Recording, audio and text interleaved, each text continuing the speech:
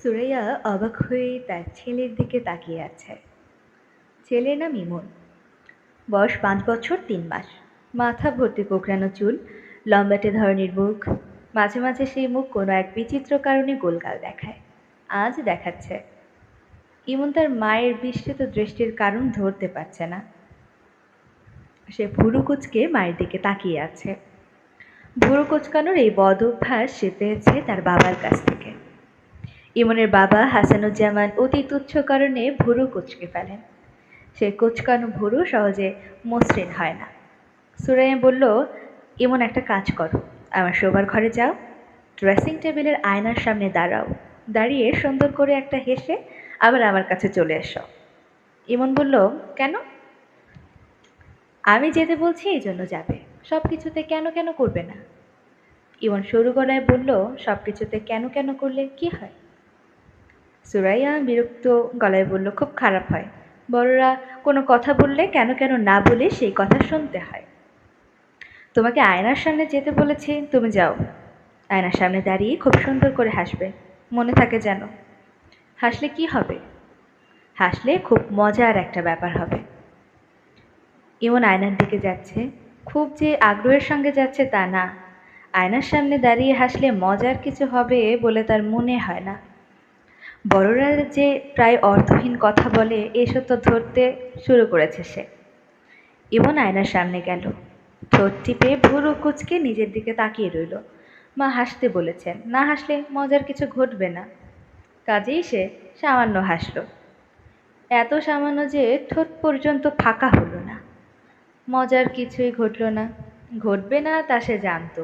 বড়রা ছোটদের ভোলাবার জন্য মিথ্যে কথা বলে। ইমন আয়নার সামনে থেকে সরে গেল। রওনা হলো তার দাদির ঘরের দিকে। মিথ্যা কথা বলায় মার কাছে তার এখন আর যেতে ইচ্ছে করছে না। সে ঠিক করলো মায়ের সামনে দিয়ে সে দাদির ঘরে যাবে, তবে মার দিকে ফিরে তাকাবে না। শুধু শুধু আয়নার সামনে দাঁড় করানোয় মার উপর তার রাগ লাগছে। সুরাইয়া মিথ্যে কথা বলেনি। এমন যদি আয়নার সামনে দাঁড়িয়ে হাসতো তাহলে সত্যি মজার একটা ব্যাপার ঘটতো। এমন দেখতে পেত তার সামনের পাশে একটা দাঁত পড়ে গেছে। সামান্য একটা দাঁত পড়ে যাবার জন্যে তার চেহারাটা পাল্টে গেছে। তাকে চেনাই যাচ্ছে না। সুরাইয়া আগ্রহ নিয়ে বারান্দায় অপেক্ষা করছে। এই বুঝি ছেলে বিকট চিৎকার শোনা যাবে, মা আমার দাঁত পড়ে গেছে, মা আমার দাঁত পড়ে গেছে। সেরকম কিছুই হলো না। ছেলেকে গম্ভীর ভঙ্গিতে বারান্দায় আসতে দেখা গেল। মার সামনে দিয়ে সে যাচ্ছে, অথচ সে তার দিকে ফিরে তাকাচ্ছে না। সুরাইয়া ডাকলো, এই বেটা, এই। ইমন মায়ের ডাক সম্পূর্ণ অগ্রাহ্য করে ঢুকে গেল দাদির ঘরে। সুরাইয়ার মনটা খারাপ হয়ে গেল। এই ছেলে কি পুরোপুরি তার বাবার মতো হয়ে যাচ্ছে? রোবট মানব। কোনো কিছুতে কোনো আগ্রহ নেই, কৌতূহল নেই, বিস্মিত হবার ক্ষমতা নেই। প্রথমে দাঁত পড়া যে কোনো শিশুর জন্য বিরাট একটা রোমাঞ্চকর অভিজ্ঞতা, অথচ ইমন কেমন নির্বিকার। দাদির ঘরে ঢোকার আগে ইমন তার ছোট চাচার ঘরের সামনে দাঁড়ালো। ছোট চাচাকে তার বেশ ভালো লাগে। ছোট চাচা বড় মানুষ হলেও বড়দের মতো না। ছোট চাচার ঘরের দরজা খোলা।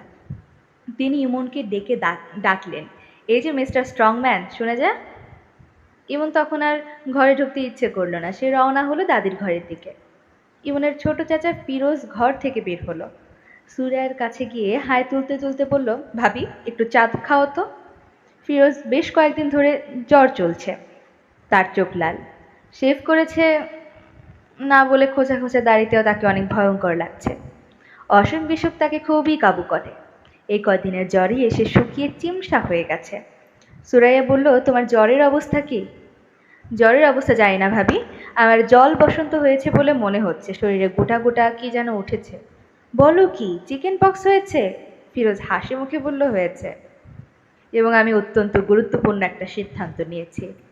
সেটাও জল বসন্তের মতোই ভয়াবহ। আমি এমএ পরীক্ষা দিচ্ছি না ভাবি। ড্রপ দিচ্ছ? ড্রপ না, পড়াশোনার পাঠ শেষ করে দিলাম। এমএ পাস বেকার শুনতে খুব খারাপ লাগে, বিএ পাস বেকার শুনতে ততটা খারাপ লাগে না। সখানেক টাকা দিতে পারবে ভাবি? দিতে পারলে দাও। অসুখ নিয়ে কোথায় বের হবে? ফিরোজ গম্ভীর মুখে বলল, সব বন্ধু বান্ধবদের বাসায় যাব। এমএ পরীক্ষা দিচ্ছি না যে, এই খবরটা দেবো এবং জল বসন্তের জীবাণু ডিস্ট্রিবিউট করে আসবো। ওরা বুঝবে কত ধানে কত চাল। ভাবি শোনো, চা যে আনবে শুধু liquor, no milk no sugar. আচ্ছা থাক, চা লাগবে না। চা লাগবে না কেন? চা খাবো ভেবেই কেমন যেন বমি বমি লাগছে। চার বদলে টাকা দাও। 100, না পারলে 500। 100 না পারলে 50, 50 না পারলে 20। সুরাইয়া শান্ত গলায় বলল, টাকা আমি দিচ্ছি, তুমি আমার কথা শোনো, কোথাও বের হয়েও না, শুয়ে রেস্ট নাও। কয়েকদিন আগে জন্ডিস থেকে উঠেছ। ফিরোজ শোবার ঘরের দিকে চলে গেল, বিছানায় শুয়ে থাকার জন্য না, কাপড় বদলাবার জন্য। 4 দিন ঘরে থেকে তার দম বন্ধ হয়ে আসছে। নিঃশ্বাস ফেলার জন্য তাকে বাইরে যেতেই হবে। জল বসন্তের জীবাণু ডিস্ট্রিবিউটার ব্যাপারেও সে রসিকতা করছে না। সে আসলে ঠিক করে রেখেছে সব বন্ধু বান্ধবের সঙ্গে দেখা করবে, যতদূর সম্ভব ঘষাঘষি করে আসবে। আকলিমা বেগমের ঘর থেকে তার এবং ইমনের হাসির শব্দ আসছে। ইমন হাসতে হাসতে প্রায় ভেঙেই পড়ে যাচ্ছে, হকচকিয়ে মতো উঠছে। সুরাইয়া ভুরু কুচকে ফেলল। তার কোনো কথা তো ছেলে এমন করে হাসে না। শাশুড়ির ঘরে কি এমন ঘটলো যে হাসতে হাসতে হেঁচকি উঠে গেল? বাচ্চারা বাচ্চাদের সঙ্গ পছন্দ করবে, 70 বছরের একজন বৃদ্ধার সঙ্গ তার এত পছন্দ হবে কেন?